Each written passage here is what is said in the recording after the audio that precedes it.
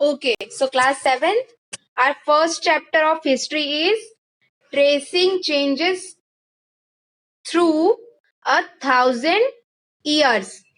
Is it visible to everyone? इसमें हम पढ़ेंगे 700 से लेके 750 तक, यानी कि thousands of years में क्या क्या हुआ. तो चैप्टर 1 सिर्फ हमारा इंट्रोडक्शन दिया है कि हम आगे कैसे क्या पढ़ने वाले हैं. ठीक है, अब इसमें आपको मैप दिखाई दे रहा होगा. शायद वो कहीं से लगे नहीं आपको कि वो मैप है, बट वो मैप है. एक अरब जोग्राफर थे जिनका नाम था इल इद्रिसी. ठीक है, उन्होंने 1154 सीई में, दिख रहा है सबको, उन्होंने मैप बनाया था ये वाला. और सोचो कि उन्होंने इंडियन सब कॉन्टिनेंट का मैप बनाया था, है ना. लेकिन उनका जो ये भ्रम था वो एक फ्रेंच कैटोग्राफर ने तोड़ दिया इन 1720.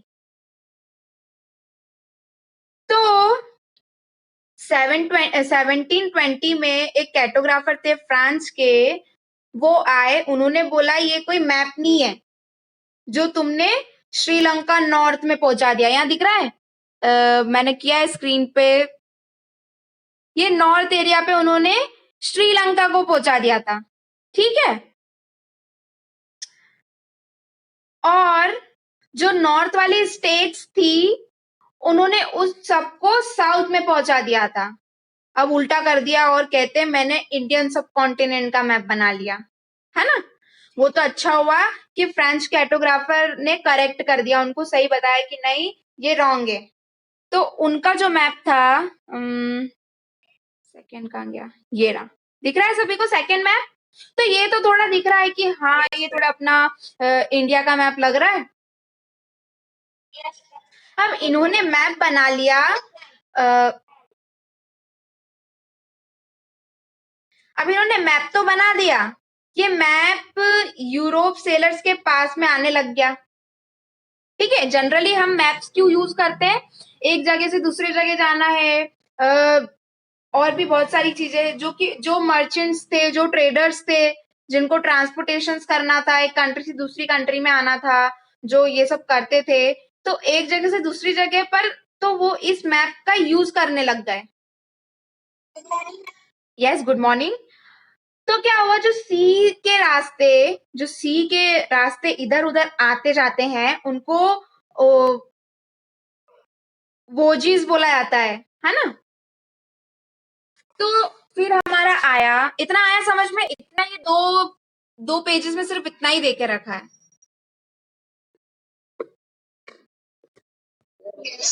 कि इसमें हम क्या पढ़ने वाले हैं, 700 से लेके 750 तक के, मतलब थाउजेंड्स ऑफ ईयर की हम लोग कैसे क्या क्या चेंजेस आए. और इस पूरे चैप्टर में हमको इंट्रोडक्शन दे के रखा है. 2 मैप थे, इसमें से एक जो फर्स्ट मैप बना था वो 1154 सीई में बना था, जो कि किसने बनाया था, एक अरब के जोग्राफर थे इल इद्रिसी ने. ठीक है, उन्होंने ये मैप बनाया, पर उन्होंने क्या करा, इसको बोला कि इंडियन सब कॉन्टिनेंट का मैप है. पर उनका ये जो भ्रम था ये एक फ्रांस कैटोग्राफर ने तोड़ दिया इन 1720. ठीक है, वो आए, उन्होंने बोला कि ये मैप नहीं होता है जिसमें तुमने श्रीलंका को नॉर्थ में पहुंचा दिया है और जितनी भी नॉर्थ की स्टेट्स थी तुमने साउथ में पहुंचा दी. तो पूरा उल्टा उल्टा कर दिया. फिर जो फ्रांस के कैटोग्राफर थे उन्होंने एक इंडिया का सब कॉन्टिनेंट मैप बनाया. उन्होंने बना तो लिया, पर क्या हुआ, इसका यूज कौन करने लगा, यूरोप सेलर्स करने लगे, जो कि इधर से उधर आते जाते थे सी के रास्ते, है ना. तो उन लोगों ने इसका मैप का यूज करना स्टार्ट कर दिया. ठीक है, आ रहा है समझ में इतना. Now further we move on to the next topic, जो कि हमारे new and old terminologies.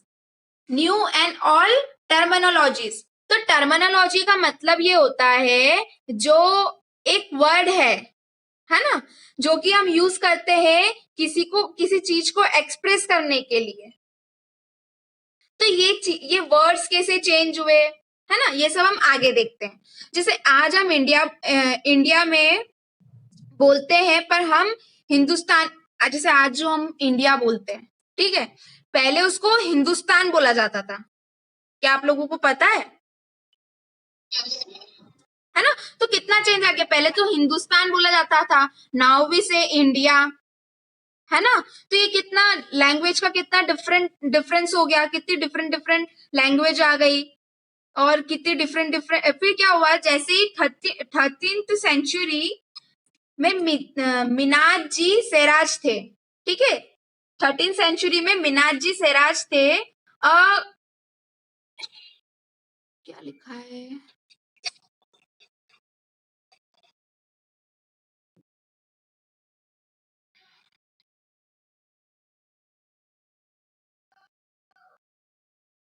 Chronicler, ठीक है, क्रॉनिकलर मतलब होता है जो हिस्ट्री की चीजें लिखते हैं, है ना। तो 13th सेंचुरी में एक मिनाज जे सिराज करके क्रॉनिकल आए, तो उन्होंने बोला जो पंजाब और हरियाणा वाला पार्ट है ना, वो एक क्या थे, पर्शियन थे। क्या थे, एक पर्शियन। तो उन्होंने क्या बोला, पंजाब और हरियाणा वाला जो पार्ट है, जो लैंड है, गंगा और यमुना वाला, वो पूरा हिंदुस्तान है। उन्होंने बोला जो पंजाब हरियाणा वाला लैंड है, गंगा और यमुना है, वो पूरा जो पार्ट है, पूरा जो लैंड है, पूरी जो सीज है, रिवर्स है, वो सब क्या है, हिंदुस्तान का पार्ट है। पर फिर जब बाबर आए तो उन्होंने बोला कि हिंदुस्तान को मैं ज्योग्राफी के अकॉर्डिंग डिस्क्राइब करता हूँ, है ना। तो जहां पर फोना एंड द कल्चर अच्छा होता है, वो कॉन्टिनेंट कौन सा होता है, तो वो कॉन्टिनेंट हिंदुस्तान होता है। अब इनके बाद इनका खत्म नहीं हुआ था कि 14th सेंचुरी में ये लो एक और आ गए। उनका काम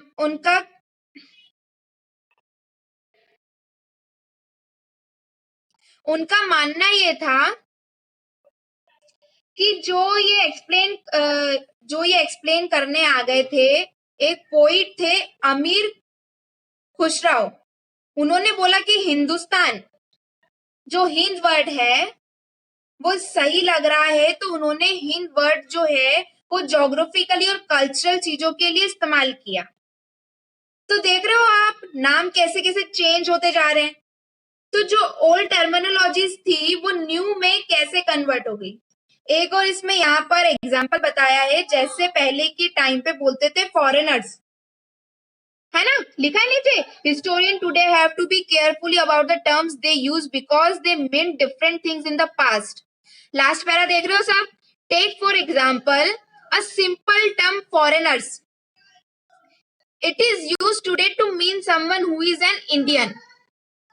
In the medieval period, a foreigner, इसके आगे का शायद आया नहीं है, ठीक है, मैं इसको हिंदी में एक्सप्लेन कर देती हूँ। तो जो फॉरेनर्स वर्ड जो था वो पहले कैसे इस्तेमाल किया जाता था, किसी को बोलते थे जो एरिया टू एरिया घूमता है, ठीक है, जैसे एक गांव से दूसरे शहर गया है, दूसरे शहर से इस गांव में आया, गांव टू गांव जा रहा है, तो उसको हम पहले के टाइम पे बोलते थे फॉरेनर्स, ठीक है।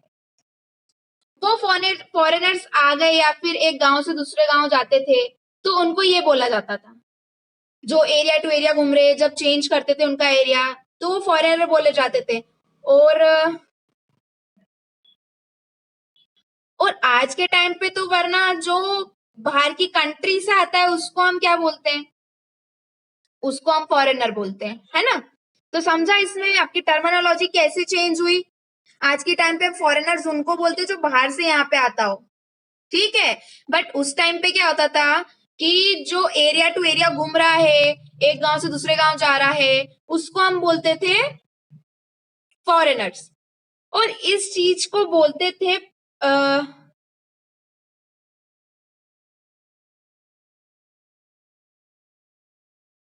परदेसी भी एक शब्द यूज किया जाता था पर्शियन लैंग्वेज में। पर्शियन लैंग्वेज में अजनबी बोलते थे। और भी बहुत डिफरेंट डिफरेंट लैंग्वेज में डिफरेंट डिफरेंट टर्मिनोलॉजीज यूज की जाती थी, और वो कैसे चेंज होती थी हमने वो भी देख लिया। ठीक है, नाउ इतना आया समझ में सभी को?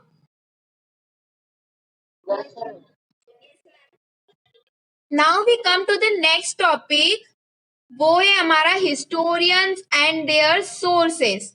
ठीक है, हिस्टोरियन एंड देयर सोर्सेस। तो हिस्टोरियन के जो सोर्स हैं वो बहुत इंपॉर्टेंट है, क्योंकि क्योंकि वो इससे ही हमको पता चलता था कि हिस्ट्री में क्या क्या हुआ था, है ना। जैसे कौन सा राजा था, कौन सी डायनेस्टी, जैसे गुप्ता डायनेस्टी थी, या फिर हर्षवर्धन का रूल चलता था, का राज चलता था, कौन कौन से कैसे कैसे राजा रूलर्स थे, राजा आए थे। तो हमको किसके उससे पता चलता था, हिस्टोरियन के सोर्सेस से पता चलता था, है ना, कि हिस्ट्री में क्या हुआ, कैसे हुआ, कौन था, कौन आया, कौन गया, कैसे गया, है ना। तो जो हमारे पास्ट की चीजें उसको हम कैसे देख पाते थे, कैसे पता लगा पाते थे कि हाँ ये हिस्ट्री, हाँ ये हिस्ट्री में ऐसा होता था, ये हुआ। ठीक है, तो कॉइन्स को देखकर, इंस्क्रिप्शंस, आर्किटेक्चर, टेक्सचुअल रिकॉर्ड्स को देखकर हम हिस्ट्री पता लगाते थे कि उसमें ऐसा ऐसा होता था, ऐसी ऐसी बिल्डिंग्स होती थी, ऐसी ऐसी इमारतें होती थी, ऐसे ऐसे आर्किटेक्चर होते थे, ऐसे रूलर्स होते थे, ऐसे रूल था एंड ऑल। इतना आया सबको समझ में?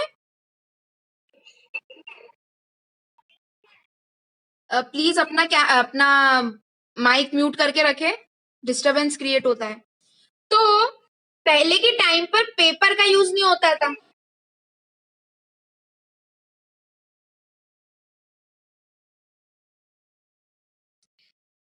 ओके, सो पहले के टाइम पर पेपर का यूज नहीं होता था, सभी को पता होगा, इतने टेक्नोलॉजी हाई तो थी नहीं, तो पेपर तो थे नहीं उस टाइम पे।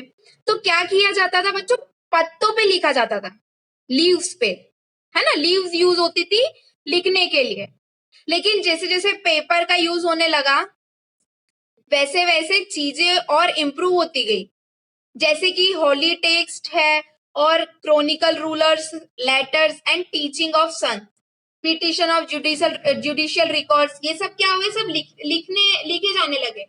होली टेक्स्ट का मतलब होता है धार्मिक किताबें, जैसे कि गीता, रामायण, मुस्लिम के लिए अपना कुरान, है ना, Bibles, this all are holy text, है ना। तो ये सब किस में लिखने लगे, फिर पेपर में, जैसे जैसे इम्प्रूवमेंट हुआ, पेपर आए, तो सबने किस में लिखना स्टार्ट कर दिया, एज अ रिकॉर्ड, ये सब लिखना स्टार्ट हो गया, जुडिशियल रिकॉर्ड्स वगैरह, है ना, क्या रूल्स होने चाहिए, क्या रेगुलेशंस होने चाहिए, ये सब क्या लिखना स्टार्ट होते गया। इधर लिखा है, सॉरी,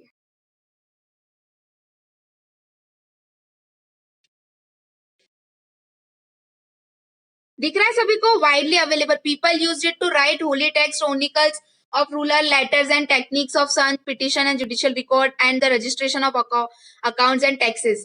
ये सबको आया, दिख रहा है सभी को समझ में?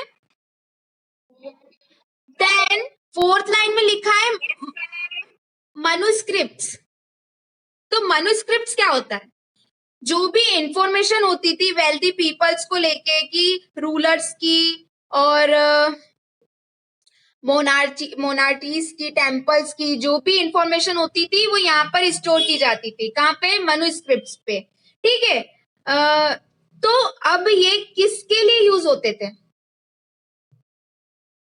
तो अब स्टोर कर दिया, तो अब पता पता लगाने लगे सब कि हाँ हिस्ट्री में ऐसा ऐसा हुआ, अब हुआ।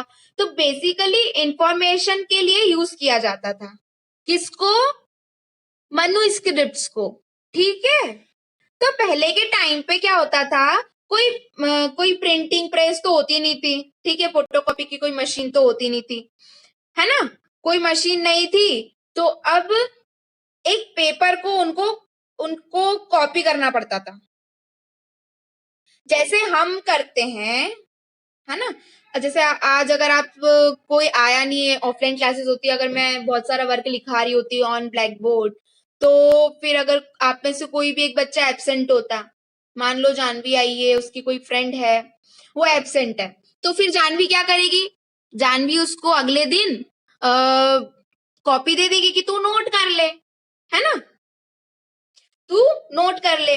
तो अब जानवी की कुछ हैंडराइटिंग्स तो उसकी फ्रेंड को समझ में आ गई और कुछ नहीं आई, तो कुछ उसने उसके अकॉर्डिंग लिख लिया, उसकी समझ के हिसाब से उसने लिख लिया कि हाँ मुझे इतना समझ में आया है, मैंने उसके हिसाब से लिख लिया। तो क्या हुआ, एक्चुअली जो चीज लिखवाई थी उसका थोड़ा सा चेंज हो गया।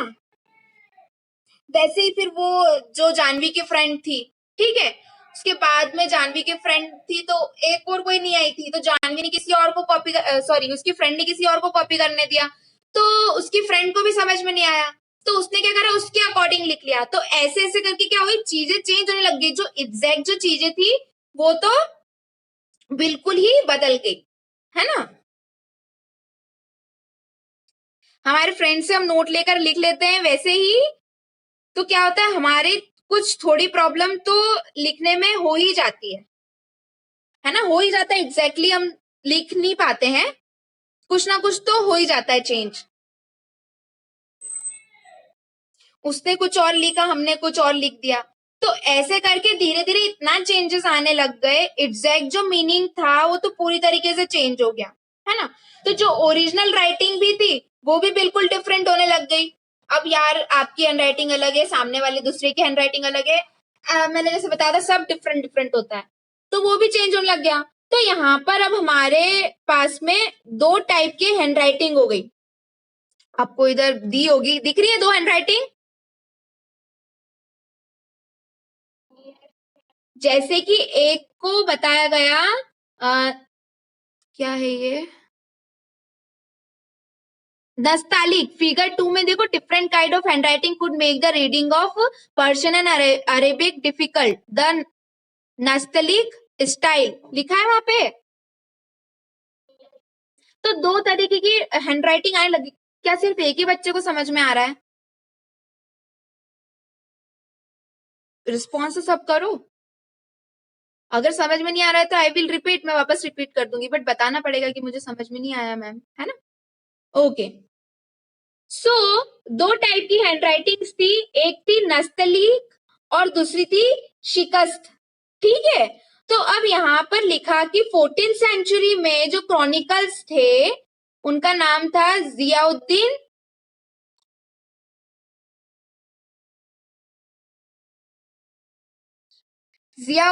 बरानी, दिख रहा है सेकेंड पैराग्राफ में, on occasion authors revise the chronicles at different times, the 14th century chronicle Ziauddin Barani wrote his chronicle first in 1356। इससे हम क्या समझे कि जो 14th सेंचुरी में क्रॉनिकल थे जियाउद्दीन बरानी, उन्होंने क्रॉनिकल फर्स्ट लिखा, जिसमें उन्होंने 1356 में लिखा इसको। अब इन्होंने लिखा, अब तो 2 साल बाद उसको, अब इन्होंने लिखा उसको 2 साल बाद किसी ने कॉपी किया, उसमें थोड़ा थोड़ा डिफरेंस आने लगा, ठीक है। अब डिफरेंस आने लग गया तो एग्जैक्ट जो ओरिजिनल चीज थी वो तो चीज नहीं पता लग पाई ना, हम तो थोड़ा थोड़ा करके चेंज हो गए। आ रहा है इतना समझ में? तो बेसिकली आपको यही बताया जा रहा है कि कैसे कैसे चेंज आए, है ना, अकॉर्डिंग टू टाइम। अभी हम इंडिया बोलते, पहले हम हिंदुस्तान बोलते थे, ठीक है। फिर हम लोग राइटिंग्स पे, दो तरीके की राइटिंग्स थी, एक नस्तलिक और एक शिकस्त थे। तो अब उन लोगों को, फिर उसके बाद में 14th सेंचुरी में एक क्रॉनिकल आया जिनका नाम था जियाउद्दीन बरानी, उनने एक उनका क्रॉनिकल फर्स्ट लिखा। अब उसको 2 साल बाद में यानी 1356 में लिखा था, मतलब 1358 में अगर किसी ने लिखा तो उसने उसको थोड़ा चेंज करके लिख दिया। अब उसके बाद में अगर और कोई लिखेगा तो वो बिल्कुल उससे दूसरा और चेंज हो जाएगा। ऐसे करते करते तो जो एग्जैक्ट जो चीज है वो तो चेंज ही हो जाती है, राइट। एम आई राइट और रॉन्ग? एग्जैक्टली। तो जो एग्जैक्ट चीजें रहती है वो तो समय के साथ क्या होती है, चेंज हो ही जाती है। तो इसमें इतना बताया गया था। Next we move on to the next topic, that is new social and political groups, ठीक है। तो हम यहाँ पढ़ेंगे 700 से लेकर 750 तक में, मतलब 1000 साल तक में क्या क्या चेंजेस आए हिस्ट्री में। तो भैया बहुत सारे चेंजेस आए, तो वो अब देखते कि क्या क्या चेंजेस आए, जैसे कि टेक्नोलॉजीज थी, है ना। हम अभी के ही टाइम पे ले लेते हैं, पहले 2G फोन्स आए, 3G फोन्स आए, 4G फोन्स आए, अब तो 5G भी चल रहा है ना। तो कैसे चेंजेस आ रहा है, समझ में आ रहा है सभी को। तो सब चेंजेस कैसे आ रहे हैं, टाइम के अकॉर्डिंग सब चेंज होते जा रहा है। तो जो टेक्नोलॉजीज थी वो भी धीरे धीरे बनने लगी, जैसे कि पर्शियन व्हील जो है वो इरिगेशन के लिए, मतलब खेती वगैरह के लिए यूज होने लगी, ठीक है। खेती बाड़ी के लिए पर्शियन व्हील जो थी वो यूज होने लगी। नाउ स्पाइनिंग व्हील, नाउ जो स्पाइनिंग व्हील जो थी वो वीविंग के लिए यूज होने लगी। फायर आर्म्स जो थे वो कॉम्बैट के लिए यूज होने लगे, मतलब कि जो युद्ध करते थे ना, जो वॉरियर्स थे, तो वो तोप वगैरह का यूज करते थे, तो वो उसके लिए यूज होने लगे, मतलब गोले आग के फेंकने के लिए, ठीक है। और फिर जो आगे फिर हम जब मूव ऑन करते हैं तो भैया फिर फूड्स में भी चेंजेस आने लगा धीरे धीरे करके। फूड्स भी चेंज हुए, जैसे पटेटोज आने लग गए, कॉर्न आने लगा, चिलीज आने लगी, T and coffee and etcetera, बहुत सारी चीजें ऐसे करके आने लगी, अलग अलग जगह से आने लग गई इंडिया में, है ना। फिर economic, political, social and culture में कुछ ना, हाँ, मतलब ये economic, political, social and cultural आने लग गया। तो ये हम फिफ्थ सिक्स 7 चैप्टर में पढ़ने वाले हैं, है ना। इकोनॉमिक, पॉलिटिकल और सोशल और कल्चर में जो चेंज आया वो हम 5वीं, 6ठी, 7वें चैप्टर में पढ़ेंगे। Is that clear. अब हम मूव ऑन करते हैं। अब कुछ ग्रुप ऑफ पीपल सोचते थे कि अब हम यहाँ से इंडिया जाएंगे तो हमको वहां बहुत अच्छी अपॉर्चुनिटी मिलेगी जॉब्स की, क्योंकि उस टाइम पे आपको पता होगा कि इंडिया के पास में सबसे ज्यादा पैसे थे, सबसे ज्यादा अमीर था भारत, है ना। उसको सोने की चिड़िया भी बोला जाता था। तो बाहर से जो फॉरेनर्स आते थे वो लोग सोचते थे कि हम इंडिया जाके पैसे कमाएंगे और वहां बहुत अच्छी जॉब अपॉर्चुनिटीज मिलेगी। उस टाइम पे जो राजा हुआ करते थे उनको राजपूत बोला जाता था, ओके। उस टाइम के जो राजा थे उनको राजपूत बोला जाता था। राजपूत के नाम से वो लोग फेमस हुआ करते थे। तो अब ये राजपूत नाम कहाँ से आया, तो राजपूत नाम राजपुत्र से आया, राजपूत नाम राजपुत्र से आया, जिसका इंग्लिश मीनिंग है सन ऑफ रूलर्स। क्या मीनिंग है, सन ऑफ रूलर्स, मतलब राजा का बेटा, ठीक है। इतना आया सभी को समझ में। तो अब 14th सेंचुरी में क्या हुआ, मतलब 18th और 14th सेंचुरी के बीच वाले पीरियड में उसमें अपर कास्ट, मतलब क्षत्रिय कास्ट जिनको बोला जाता है, क्षत्रिय भी इन्वॉल्व हुए, जिनको वॉरियर्स बोला जाता है, जो योद्धा थे, है ना, वो इंक्लूड हुए। ऐसे बहुत से चेंजेस होते रहते थे। फिर उसके बाद में कुछ सोल्जर्स आए, सोल्जर्स आने लग गए, मतलब आर्मीज आने लग गई, है ना। तो उस टाइम पे क्या था, मोनार्ची जो था वो डेवलप्ड होने लगा, मतलब राजा वगैरह का जो शासन था वो फिर क्या होने, डेवलप्ड होने लग गया, राजा राज चलाने लग गए थे। ऐसे ऐसे करके, ऐसे ऐसे करके काफी चेंजेस आए। और और और भी काफी कास्ट थी, जैसे कि मराठा, सिख्स, जैसे कि मराठा, सिख हो गए, जाट हो गए। तो ये सब different different group of people हो गए, और ये लोग बहुत अपॉर्चुनिटीज गेन करने लगे, जैसे कि पॉलिटिकली हमें भी चीजें देखना चाहिए। इन लोगों का कहना था कि हम लोगों को भी पॉलिटिकली चीजों को देखना चाहिए। और धीरे धीरे करके इन्होंने फॉरेस्ट ग्रीड किया, मतलब फॉरेस्ट पे कब्जा कर लिया, और फिर उसके बाद में अपना एग्रीकल्चर सेटअप करने लग गए। फिर उसके बाद में एरिया कवर करा इन लोगों ने, ठीक। बेटा मेरे माइक,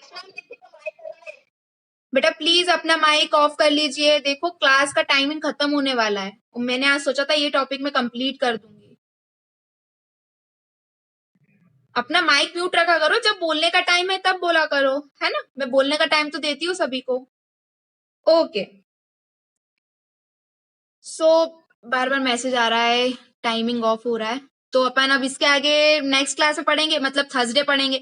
इतना अगर मैंने समझाया है तो किसी को इसमें कोई प्रॉब्लम है ना? हमने न्यू एंड ओल्ड टर्मिनोलॉजीज पढ़ ली, ठीक है, हमने हिस्टोरियन एंड देयर सोर्सेस पढ़ लिया, है ना? इसके अंदर भी हमने बहुत सारी छोटी छोटी चीजें पढ़ ली। अब हम पढ़ रहे थे new social and political groups. Sorry sorry, ये तो हमको पढ़ना है। नो नो नो, ये तो हमने पढ़ लिया, आधा कर दिया हमने इसको, ठीक है। Please turn your mic mute. Okay, so हम इसके आगे अब पढ़ेंगे थर्सडे को, है ना? यहाँ तक अगर किसी को भी कोई भी डाउट है तो हम इसको नेक्स्ट क्लास में एज अ रिविजन वापस कर लेंगे, ठीक है? बोरिंग लगा होगा, अब क्या कर सकते हैं, हिस्ट्री है, थोड़ी बहुत पढ़ना पड़ता है। So shall we end the meeting?